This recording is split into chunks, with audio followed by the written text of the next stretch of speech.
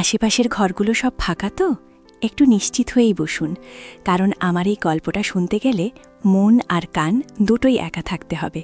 ভলিউমটা আরও একটু কমিয়ে দিন, এবার মন দিয়ে শুনুন আমার এই না বলা কথাগুলো। আমার নাম অর্পিতা, বাড়ি আমার সন্দ্বীপ, চট্টগ্রামের এক শান্ত গ্রাম। যদিও এখন থাকি শহরে, তবু গ্রামের সেই মাটির গন্ধ, মেঠো পথ আর ভরা পুকুর ঘাট আজও আমার মন জুড়ে আছে।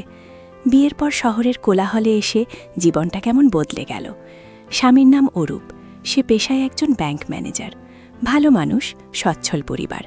বিয়ের পর শ্বশুরবাড়িতে এসে প্রথম প্রথম সব কিছুই নতুন লাগছিল, কিন্তু ধীরে ধীরে সেই নতুনত্ব কেমন ফিকে হতে শুরু করল। অরূপকে কখনো অভিযোগ করিনি, সে খুব ব্যস্ত থাকত, সকালে উঠে ব্যাংকে যেত, ফিরত গভীর রাতে। আমি বাড়িতে প্রায় একাই থাকতাম।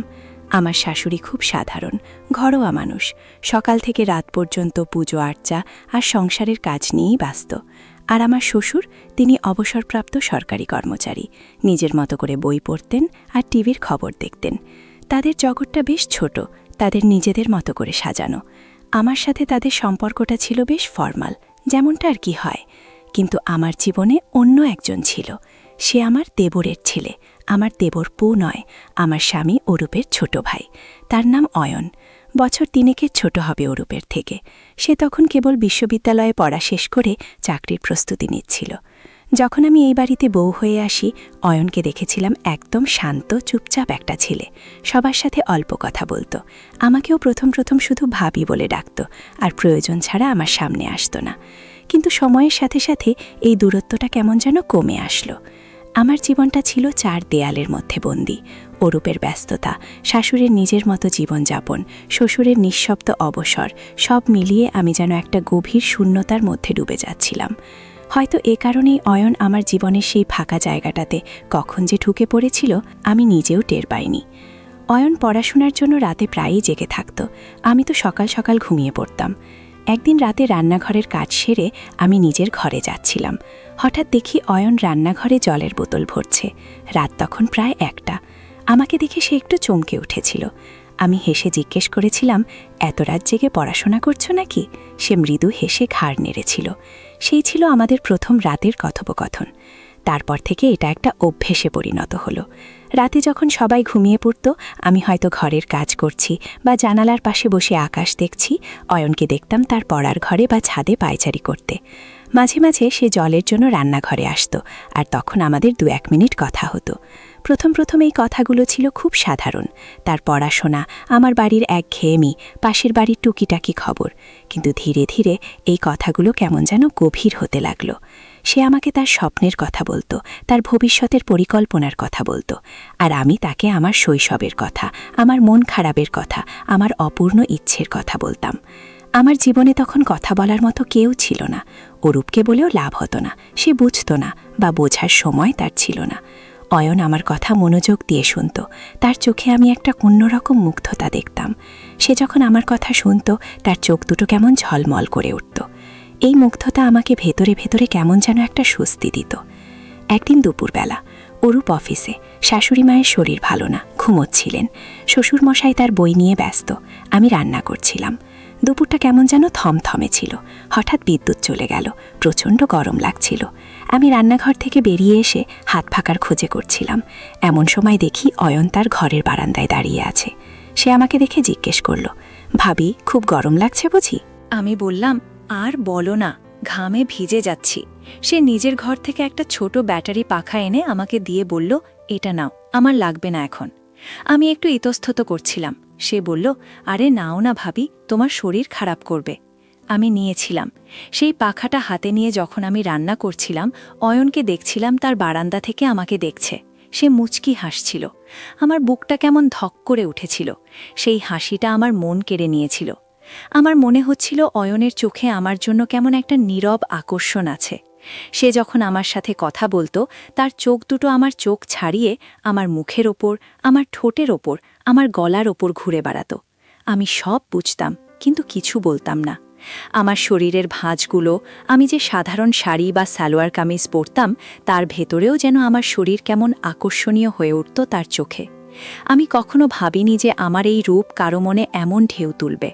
আমার গড়নটা বরাবরই বেশ ভরাট, বাঙালি নারীর যেমন হয় মাঝারি উচ্চতা, কিন্তু দেহের প্রতিটা খাঁজ যেন ভরা ভরা।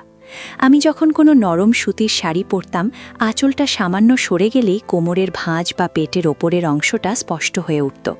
অয়ন সেদিকে কেমন পলকহীনভাবে তাকিয়ে থাকত, তারপর হঠাৎ চোখ সরিয়ে নিত। আমি সব বুঝতে পারতাম, কিন্তু কিছু বলতে পারতাম না। এই অস্বস্তিকর আকর্ষণটাই আমার মনকে আরও বেশি উস্কে দিত। একদিন শাড়ি পরে বারান্দায় চুল শুকাচ্ছিলাম। আমার চুল খুব লম্বা, খোলা চুল পিঠ বেয়ে কোমর পর্যন্ত নেমে এসেছিল। অয়ন হঠাৎ আমার পেছন থেকে এসে বলল, ভাবি, তোমার চুলগুলো খুব সুন্দর। আমি একটু অপ্রস্তুত হয়ে গিয়েছিলাম। সে আমার একদম কাছে এসে দাঁড়িয়েছিল, তার নিঃশ্বাস আমার ঘাড়ে পড়ছিল। আমার শরীরে কেমন একটা শিহরণ বয়ে গিয়েছিল। আমি কোনো কথা বলতে পারছিলাম না। সে আস্তে করে তার হাতটা আমার চুলের ওপর রেখেছিল, যেন আমার চুলের সৌন্দর্য পরখ করছে। তারপর হঠাৎ করেই হাতটা সরিয়ে নিয়েছিল। আমার বুকটা তখনও থুকপুক করছিল। এই স্পর্শটা আমাকে কেমন যেন একটা ঘোরের মধ্যে নিয়ে গিয়েছিল। আমার জীবনটা তখন একটা দ্বিধার ঘূর্ণাবর্তে ঘুরছিল। একদিকে আমার স্বামীর অনুপস্থিতি, আমার একাকিত্ব, আমার মনের শূন্যতা। অন্যদিকে অয়নের নীরব আকর্ষণ, তার সহানুভূতি, তার কাছাকাছি আসা। আমি জানতাম এটা ভুল, এটা অনুচিত, কিন্তু আমার মন আমার কথা শুনছিল না। অয়ন যেন আমার জীবনে এক ঝলক টাটকা বাতাস হয়ে এসেছিল। তার সাথে কথা বলতে, তার চোখে নিজেকে দেখতে আমার খুব ভালো লাগত। আরেক দিনের কথা, রাত তখন প্রায় 2টো, বাইরে ঝোড়ো বৃষ্টি হচ্ছিল। আমি ঘুমিয়েছিলাম, কিন্তু বিকট শব্দে বাজ পড়ায় ঘুম ভেঙে গিয়েছিল। আমি উঠে বসেছিলাম, ভয় লাগছিল খুব। অরূপের তো ফিরতে অনেক দেরি। শাশুড়ি মা আর শ্বশুরমশাই তাদের ঘরে গভীর ঘুমে। আমি জানালার পাশে গিয়ে দাঁড়িয়েছিলাম। হঠাৎ দেখি অয়ন তার ছাদের ঘরে, সে ছাদে একা একটা ঘর নিয়ে থাকত, মোমবাতি জ্বালিয়ে বসে আছে। লোডশেডিংয়ে ছাদের ঘরেই বাতি জ্বালানোর সুবিধা। সে আমাকে দেখতে পেয়েছিল, ইশারায় জিজ্ঞেস করল, ভয় লাগছে বুঝি? আমি মাথা নেড়েছিলাম। সে তার ঘর থেকে নেমে এসেছিল, এসে আমার দরজার সামনে দাঁড়ালো। ভাবি, ভয় পেও না, আমি আছি। তার এই কথাটুকু আমার মনে কেমন যেন একটা ভরসা এনে দিল। সে আমার পাশে এসে জানালার কাছে দাঁড়ালো। আমরা চুপচাপ বৃষ্টি দেখছিলাম। তার উপস্থিতি আমার ভয়টা কমিয়ে দিচ্ছিল। সে আমার হাতটা আস্তে করে ধরেছিল। তার হাতের স্পর্শে আমার শরীর কেমন যেন কেঁপে উঠেছিল। আমি হাত সরাইনি, সেও সরায়নি। আমরা অনেকক্ষণ সেভাবেই দাঁড়িয়েছিলাম। সে আমার দিকে তাকিয়েছিল, তার চোখে আমি গভীর ভালোবাসা দেখেছিলাম। সেই রাতে, সেই ঝড়ের মধ্যে আমরা যেন পরস্পরের আরও কাছাকাছি চলে এসেছিলাম। সেই স্পর্শটা ছিল নীরব এক স্বীকারোক্তি। এই সম্পর্কটা যে আরও গভীরে চলে যাচ্ছে, সেটা আমি বুঝতে পারছিলাম। অয়নের আচরণে কোনো চঞ্চলতা ছিল না। সে খুব ধীরস্থিরভাবে আমার মন জয় করছিল। সে জানতো আমি একা, আমি অবহেলিত। সে আমার সেই দুর্বলতার সুযোগ নিচ্ছিল, হয়তো অজান্তেই, আর আমিও সেই সুযোগে ডুব দিচ্ছিলাম। মাঝে মাঝে আমার মনে হতো, এটা কি ঠিক হচ্ছে? আমি তো একজন বিবাহিতা নারী, আমার স্বামী আছে, কিন্তু পরক্ষণেই অরূপের অবহেলা, তার সময় না দেওয়া আমাকে আরও বেশি অয়নের দিকে ঠেলে দিত। আমার মনে হতো, ভালোবাসার অধিকার কি শুধু অরূপেরই? আমি কি ভালোবাসা পেতে পারি না? অয়ন যখন কোনো কাজে বাইরে যেত, ফিরে এসে আমার জন্য কিছু না কিছু নিয়ে আসত। একদিন সে আমার জন্য একগোছা রজনীগন্ধা এনেছিল। ফুলগুলো হাতে নিয়ে আমার চোখ ভিজে গিয়েছিল। কতদিন পর কেউ আমাকে ফুল দিল। অরূপ কখনো এসবের ধার ধারত না। অয়ন আমাকে মুগ্ধ চোখে তাকিয়ে থাকতে দেখে বলেছিল, তোমার খুব পছন্দের ফুল, তাই না ভাবি? আমি হেসে ঘাড় নেড়েছিলাম। তার মুখে কেমন একটা তৃপ্তি দেখেছিলাম। সে যেন আমার মনের কথা পড়তে পারত। আমার এই নতুন অনুভূতির জগতে, এই নতুন সম্পর্কে আমি যেন নিজেকে নতুন করে আবিষ্কার করছিলাম। আমার ভেতরে এক নতুন অর্পিতার জন্ম হচ্ছিল, যে তার একাকিত্ব আর শূন্যতাকে ভালোবাসার একটা মিথ্যা আশ্বাসে ভরিয়ে তুলছিল। এই পৃথিবীতে সব সম্পর্কই কি শুধু সাদা আর কালো? মাঝে মাঝে ধূসর ছায়াগুলোই তো বেশি আকর্ষণীয় হয়ে ওঠে। আমাদের সম্পর্কটা ছিল এমনই এক ধূসর ছায়া। সমাজের চোখে যা অনৈতিক, আমার কাছে তাই ছিল একাকিত্বের সান্ত্বনা। আমি জানি আপনারা অনেকেই হয়তো আমাকে ভুল বুঝবেন, কিন্তু আমি বিশ্বাস করি, ভালোবাসা কোনো নিয়ম মানে না। ভালোবাসা শুধু অনুভব করে, আর আমি সেই অনুভবটার মধ্যে ডুবে যাচ্ছিলাম। যদি আমার গল্পটা আপনাদের ভালো লেগে থাকে, তবে চ্যানেলটি সাবস্ক্রাইব করে আমার পাশে থাকবেন। আপনাদের ভালোবাসা আমাকে আরও গল্প বলার সাহস দেবে। অয়ন যেন দিনে দিনে আমার জীবনের কেন্দ্রবিন্দু হয়ে উঠছিল। তার উপস্থিতি আমার দৈনন্দিন জীবনের একঘেয়েমি দূর করে দিচ্ছিল। অরূপের অবর্তমানে সে আমার সবচেয়ে কাছের বন্ধু হয়ে উঠেছিল, যে আমার হাসি কান্নার সঙ্গী। শাশুড়ি বা শ্বশুর কেউই আমাদের এই ঘনিষ্ঠতা লক্ষ্য করতেন না, কারণ তারা তাদের নিজস্ব জগতে এতটাই ব্যস্ত ছিলেন যে অন্য কারো দিকে তাদের খেয়াল করার সময় ছিল না। তাদের চোখে অয়ন ছিল কেবল পড়াশোনায় মগ্ন একটি ছেলে, আর আমি বাড়ির লক্ষ্মী বউ। কে জানত এই লক্ষ্মী বউয়ের মনে অন্য এক ঝড় বইছে? আমরা তখন দিনের বেলায়ও কথা বলা শুরু করেছিলাম, যখন বাড়ির সবাই দুপুরে বিশ্রাম নিত।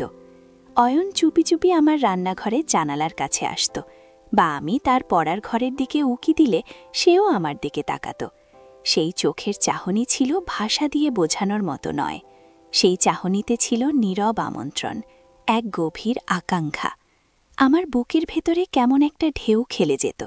আমার পোশাকের ভাঁজে, আমার আঁচলের আড়ালে, আমার দীর্ঘশ্বাসেই যেন সেই আকাঙ্ক্ষা ধরা পড়ত। একদিন দুপুরবেলা প্রচণ্ড বৃষ্টি, চারিদিক অন্ধকার করে এসেছিল। অরূপ তখনও বাড়ি ফেরেনি। আমি রান্নাঘরে কাজ করছিলাম। হঠাৎ দেখি অয়ন রান্নাঘরে এসে দাঁড়িয়েছে, তার হাতে এক কাপ গরম চা। ভাবি, বৃষ্টি হচ্ছে, তোমার মাথা ধরেছে বুঝি? এই নাও চা। সে কাপটা আমার দিকে বাড়িয়ে ধরল। আমি একটু অবাক হয়ে গিয়েছিলাম। সে আমার জন্য চা বানিয়েছে? এই বাড়িতে এমনটা আগে কখনো হয়নি। আমি চা নিতে গিয়ে তার আঙুল ছুঁয়ে ফেলেছিলাম। বিদ্যুতের ঝলকের মতো একটা শিহরণ খেলে গেল আমার শরীরে। সে কাপটা আমার হাতে দিয়ে আমার হাতটা আলতো করে চেপে ধরল। তার চোখে আমি এক অন্যরকম নেশা দেখেছিলাম। আমি কিছু বলতে পারছিলাম না, শুধু তার দিকে তাকিয়েছিলাম। সে মৃদু হেসে আমার চোখে চোখ রেখেছিল।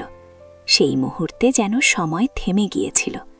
আমাদের মধ্যে কোনো কথা হয়নি, কিন্তু নীরবতাতেই সব কথা বলা হয়ে গিয়েছিল। সেই দিনের পর থেকে আমাদের সম্পর্কটা আরও এক ধাপ এগিয়ে গেল। অয়ন আমাকে আরও বেশি করে ছুঁতে শুরু করল। কখনো অজান্তেই আমার হাতটা ধরে ফেলত, কখনো আমার পিঠে হাত রেখে ডাকত, ভাবি শুনছ? তার হাতের স্পর্শে আমার শরীর কেমন যেন অবশ হয়ে আসত। আমি চাইলেও নিজেকে আটকাতে পারতাম না। আমার মনে হতো আমার মন আর শরীর দুটোই অয়নের বশে চলে যাচ্ছে। আমি জানতাম এটা ভয়ঙ্কর এক পথ, কিন্তু আমি সে পথ থেকে ফিরতে পারছিলাম না। এই নিষিদ্ধ টান আমাকে যেন এক ঘোরের মধ্যে ডুবিয়ে দিচ্ছিল। অয়ন আমাকে নিয়ে ছাদে যেত। ছাদে আমাদের নিজস্ব একটা জগৎ তৈরি হয়েছিল।